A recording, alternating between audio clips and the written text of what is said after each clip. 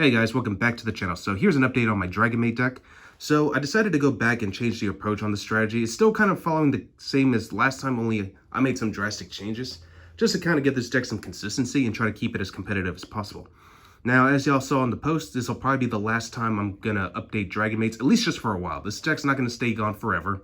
I will eventually rebuild the deck simply because I love playing it. It's a lot of fun, but I kind of just want to sell it while they're at their highest point and move on to some other strategies because I have some plans for the future. And yeah, so like I said, it's not going to be like the final goodbye for Dragonmaids. It will come back because I'm positive Chamber will be in the Mega 10s and most likely Dragonmaid Hospitality, since it did miss the reprint in the Max Gold set. They could have easily reprinted Hospitality, but they chose not to, but it is what it is. So hopefully it won't be too long that Dragonmaids will have to go back on shelf. Again, I just want to sell the core as while I can and try to like invest in some other cards.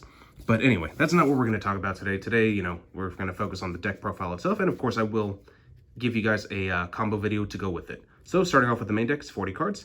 Got to play 3 copies of Chamber Dragonmaid. It's ridiculous that this card spiked up so much, but anyway, when this card is normal or special summon, you can add any Dragonmaid spell or trap. So this is the card that you generally use to add your Dragonmaid changeover or your Dragonmaid tiding. So yeah, Chamber Dragonmaid, pretty good. I love what it can do, and also it can bounce back. It can bounce itself for any level 7 or higher Dragonmaid monster, so that's really nice. Next, 3 Kitchen. So this is probably like your secondary starter to maybe your third starter. But if this card is normal or special summon, you can add a Dragonmaid monster from your deck to your hand except itself, and then send a Dragonmaid monster from your hand to the grave. So this kind of like sets up your graveyard because, you know, your big boss Dragonmaids kind of like bring themselves back from the grave. So Kitchen Dragonmaid is one of those cards that just gets things started. Next, 3 copies of Parlor Dragonmaid. This sends any Dragonmaid card to the grave. So another way to, you know, set up the graveyard. And it's really nice. So the level 3s bring out the level 8s and the level 2s bring out the level 7s. But you're not going to be running too many of them, so you just mainly need the little ones more, so that way you can get your Guard Dragon package going too. Next, 1 Nurse Dragonmaid. This is this deck's Monster Reborn. It can special summon any Dragonmaid that's level 4 or lower in your graveyard and special summon it. So again, just a good extender piece and not too bad overall. For the big ones, I'm playing 1 copy of Earnest. Some people have decided to run this at 3. You could if you wanted to. I think 1 is still just fine. You could easily get this out, so it's not too bad. 1 Tinkhek, and of course Lord Par, which is an effect veiler. Unfortunately, it's not quick effect, but it's still a great card to go second regardless. So yeah, Dragonmaid Lord Par, I love it. And that's pretty much it for the Dragonmaid monsters. Moving on to the other engines. I'm running a small rocket engine, so 2 copies of Tracer and 1 copy of Recharger. And the reason for this is simply because they're good extenders, and plus Rocket Tracer is a tuner monster, so you can easily make Borreload Savage Dragon with it. Now, of course, if you use its effect to special summon Recharger, you will be locked into Dark Dragon monster. So use it at the right time and just like don't use it too early. So that's the only reason behind these. All right, moving on to the other ones. I'm running 1 Tempest. Tempest is also a great extender, and plus it's free fusion fodder for your Dragonmaid shoe. 1 copy of Red MD, of course. You know, it is just one of. And of course, I am running the Dragoon package. Think of this as my backup plan in case my Guard Dragon package fails.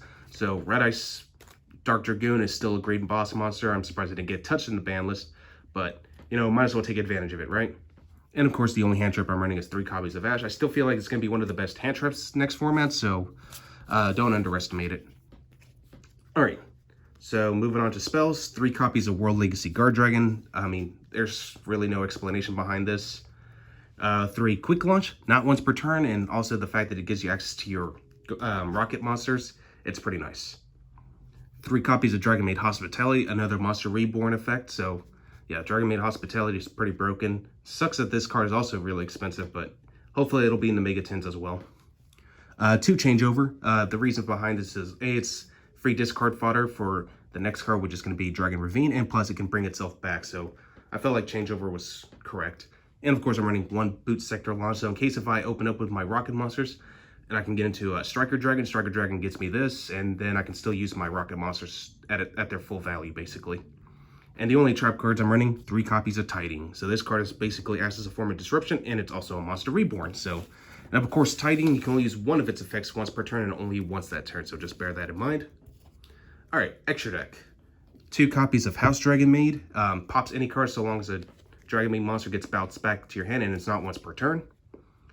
2 copies of Dragonmaid's Shoe. She actually gets you access to House Dragonmaid, so and what's also great about Dragonmaid's Shoe is that it's an Omni Negate, so can't go wrong there. Still running 1 Trishula. If I want to snipe a card out of my opponent's extra deck, that's definitely going to be the card to do that. And of course, Red Eyes Dark Dragoon. So once again, can't go wrong with it. It's a really powerful card, so yeah, really busted. For links, as I mentioned, 1 Striker Dragon to get Boot Sector launch. Almirage, you know, most of your monsters that are, well, most of your starter monsters are less than 1,000 attack points, so why not? 1 Verite Anaconda to get Red Eyes Fusion out. Running 1 copy of Hieratic Seal. Dragoonity Romulus, so Romulus gives you Ravine, so not too bad also. And of course, LP, Pisty, and one of my personal favorites, Saryuja Skuldred. Let me move my cards a little bit further this way.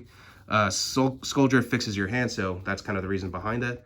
And last but not least, 1 copy of Savage Dragon. It's my only synchro monster, and I usually target Saryuja as soon as I resolve it, and yeah, it's pretty busted.